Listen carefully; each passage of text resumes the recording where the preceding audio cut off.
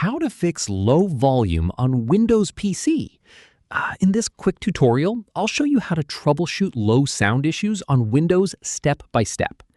If this helps you out, make sure to like the video and subscribe for more quick tutorials.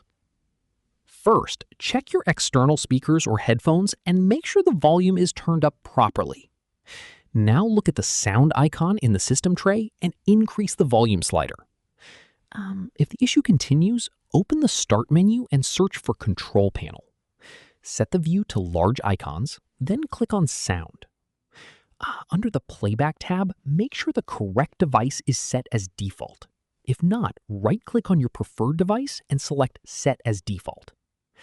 Now go to the Communications tab and select Do Nothing to prevent Windows from lowering volume automatically. Go back to Playback, select your device again, and click Properties. Under the Levels tab, make sure the volume is set high. Then go to the Advanced tab and try different audio formats, starting with the highest one. Click Apply and OK. And that's it.